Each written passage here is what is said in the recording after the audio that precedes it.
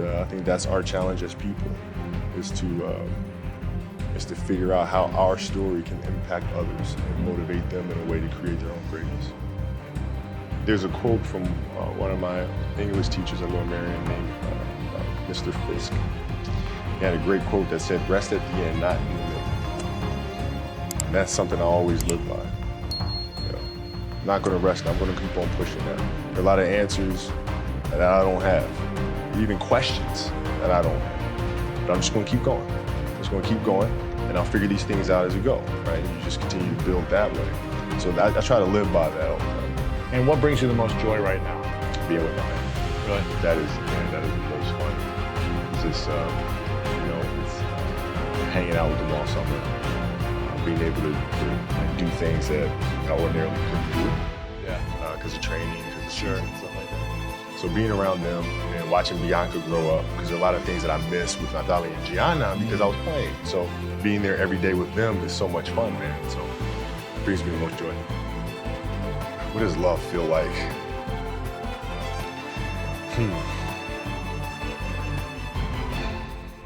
Happiness is such a... I think I would describe love as happiness. I think I'd describe it as a beautiful journey. It has its ups and downs, right? Whether it's in marriage, whether it's in career, things are never perfect. But through love, you continue to persevere. You move through it, and then through that storm, beautiful sun emerges. Right? Inevitably, another storm comes. Guess what? You ride that one out. So I think love is a certain determination and persistence to go through the good times and the bad times with the someone or something that you truly love. My parents were great. Growing up, they instilled in me the importance of imagination, of curiosity, and understanding that, okay, if you want to accomplish something, I'm not just going to sit here and say, yes, you can do whatever you want. Yes, you can, but you have to also put in the work to get there, right? So they taught me that at a really early age, man. And you grow up as a kid thinking that the world is your oyster.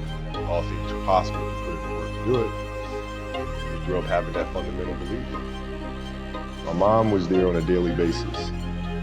My father was really influential at a really critical time where I had a summer where I played basketball when I was like 10 or 11 years old in a very prominent summer league in Philadelphia called the Sun Hill League. And my father played, my uncle played, and they were like all-time greats and stuff. Will Chamberlain played in the league, Early Monroe played in the league. And here I come playing, and I don't score 1 point the entire summer. Really? Not one. How old were you? 10, 11. You're playing against other 10, 11-year-olds? Or you didn't score once? Not one. Were you in the game? I was in the game. How did you not score? Because I was terrible. Really? Yeah. At 10, 11 years old, you were that awful. I mean, and I had these big knee pads on because I was growing really fast. I had the socks all the way up here, and I had like the high top fades, like skinny as hell. And I scored not a free throw, nothing, not a lucky shot, not a breakaway layup, 0 points. And I remember crying about it, being upset about it. My father just gave me a hug and said, "Listen, whether you score 0 or score 60, I'm gonna love you no matter what." Wow. Now that is the most important thing that you can say to a child. Because from there, I was like, okay, that gives me all the confidence in the world to fail. I have the security there. But to hell with that, I'm scoring 60. Let's go. Right. And from there, I just went to work. I stayed with it, and I kept practicing. When you're in this culture in our society, you can do some phenomenal things individually, but they'll never reach their full potential unless you do them collectively. And you have to figure out how to do that. The challenge for me was always compassion and empathy. I think about 2009, things started changing for me. I started really making a conscious effort to better understand. And that doesn't mean, you have compassion and empathy so you go soft for them.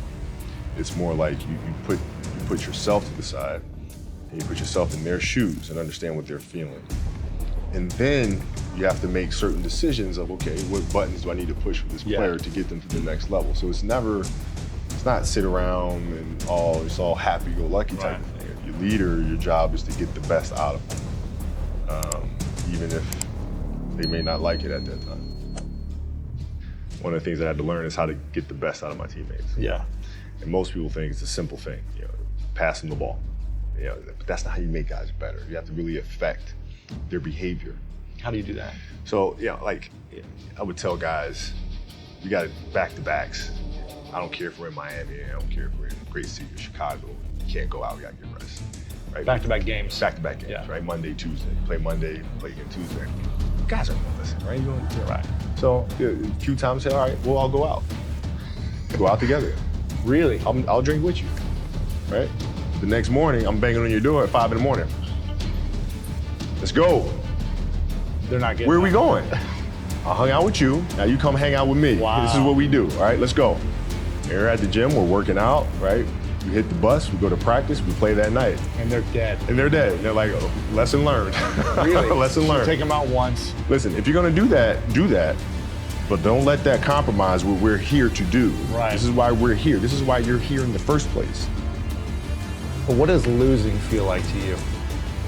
It's exciting. Why is it exciting? Because it means you have different ways to get better. There's certain things that you can figure out that you can take advantage of, right? Certain weaknesses that were exposed that you need to shore up, right? So it was exciting. I mean, it sucks to lose. Right. But at the same time, there are answers there if you just look at them. I'll give you an example. So Katie Lou Samuelson is one of the best college basketball players in the country. She plays at UConn. She's going to be a senior. And they just had a really tough season last year where they lost to Notre Dame in the final. And so I asked her, I said, have you watched the Notre Dame game? She was like, no. I said, well, why not? I said, I don't watch that. I said, I know you don't, but you're going to play Notre Dame this year, yeah? Yeah. There's a chance that you see him again in the final. So I'll probably see him again. So, well, you can't show up and play them without knowing why you lost that one, right? So, the mistakes that you made in that game, you have to do the hard stuff and watch that game and study that game to not make those mistakes over and over again just because you weren't brave enough to face it. So she came down to the office. I brought her down to the office and we sat down, we watched that game together. Wow. Right? And you gotta deal with it. Face it. Gotta deal with it. Face it, learn from it. When you play for 20 years, I played for 20 years, you reach a certain level, you're like, okay, wait a minute, I have to start again at the base of a mountain and try to climb the top of this mountain. First of all, what mountain am I climbing? I don't even know, what the hell am I gonna be doing? And it's very scary. It's very scary. Even for you? Oh, absolutely.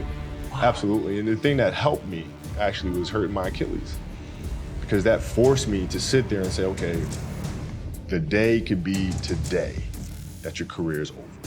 Now what do you do? You have these ideas about doing something with your life after basketball, but what if today is the day that's it? Now what do you do?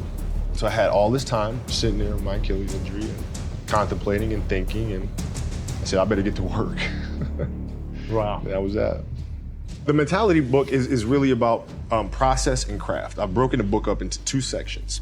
And process is really about the process of preparing, through injury, recovery, studying of the game. And then the craft is the actual performance and the tactics. And so a lot of things that I learned through the game were through photos. You can look at a photo and see like a player making a move, look at the angle of his feet, look how he's using his hands on defense. And I can really break down things to the smallest detail through that. And that's what you'll see in this book. I mean, it's really a basketball Bible. You'll see how I break things down, like how I'm looking at things to the smallest of detail. Yeah. And that's the best way to understand how to have that kind of mentality, is to ask questions, then find answers. And then that leads to more questions, and you find more answers, and that's what the book is. So how can we teach our children what it means to work hard? Well, you do it through training, right? So when I get up in the morning, my daughter goes with me. 4 a.m.? 4 a.m. My 15-year-old goes with me. She goes with me before school, and it becomes a daddy-daughter thing. That's cool. She just got a permit, right? So she drives in the morning. It becomes a cool thing, right? But through that process, she understands the value of hard work, and things take time. And the same thing with my 12-year-old. She practices every day, right? And so it's through those behaviors is where I find the motivation to do it.